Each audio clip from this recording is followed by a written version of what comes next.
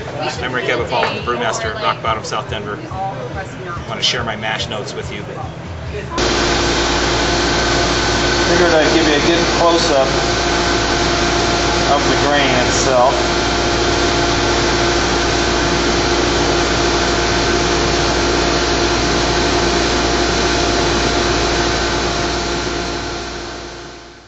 I'm going to start by preheating the mash tun.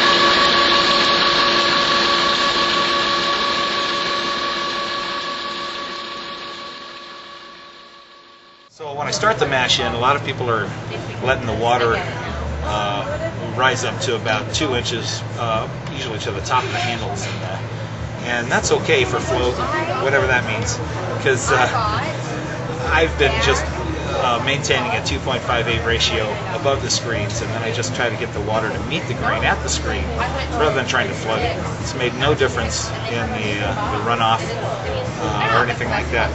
Alright, back when I was starting to brew, I was tutelaging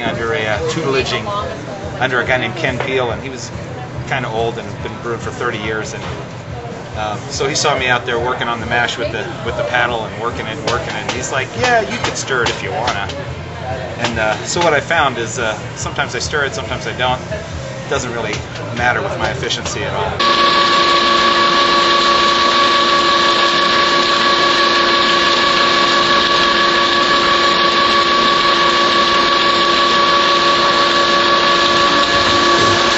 You can begin to see the empty auger tube.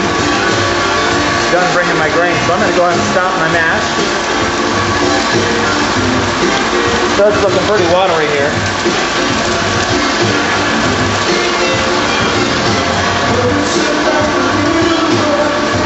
And I continue to let the auger run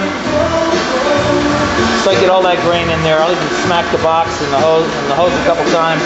Try to get all that flour in there. It's all gold.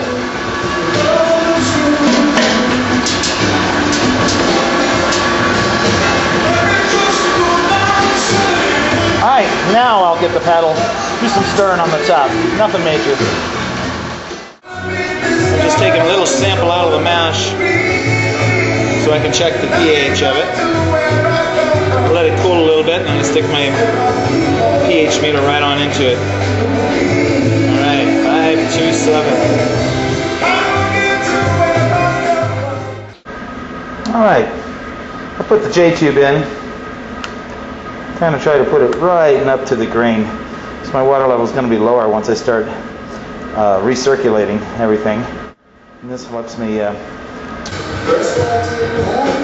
little custom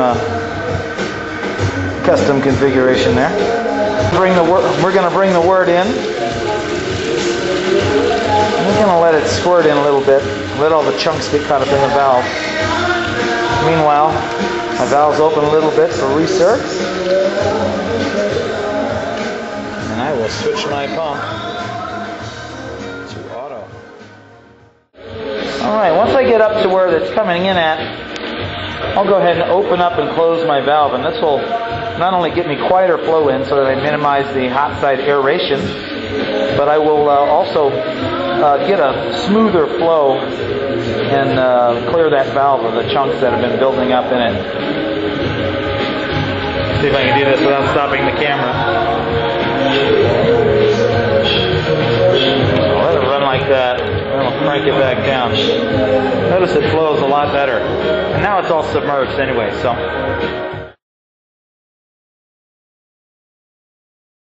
Alright. Now our work's starting to look pretty darn clear in there.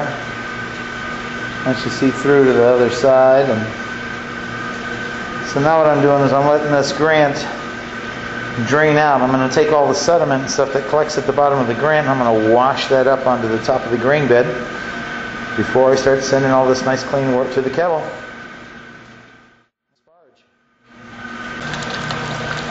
And here you can see the last of the crap getting washed on down.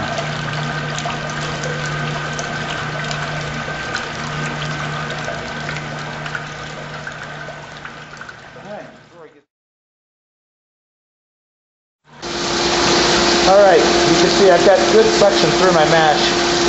My liquid's pretty clear. You've got a couple inches on top. Get it flowing really nice. And the water that's on top has got a good suction going through it because it's clear. Or it's clear because it has a good suction going through it.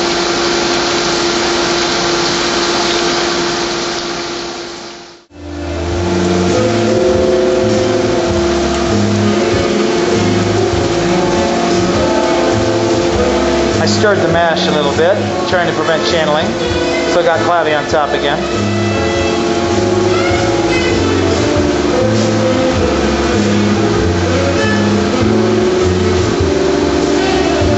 Kind of a slow lunch today.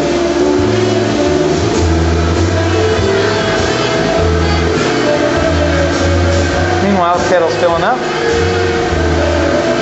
About 5 barrels in there.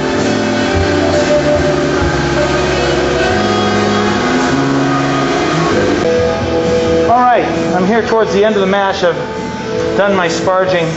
What I'm trying to show you here is how the grain is pulling away from the sides of the mash tun. Now, this means that I'm getting a good rinse out of my grain, and that sucker's just pulling down on itself, trying to squeeze itself out a little bit from the weight. This is a good thing. This helps me be more efficient.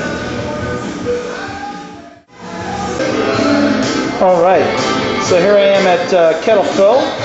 And because I took an hour and 20 minutes, I'm almost at boil. So I'm just waiting very little before I'm at boil.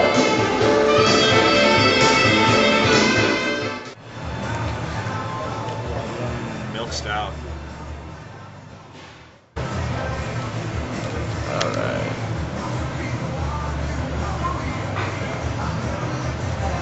To my fans who've supported me all through my brewing career, through this brew and through every brew I've done throughout my entire career, I just want to say thank you. I love you. Peace.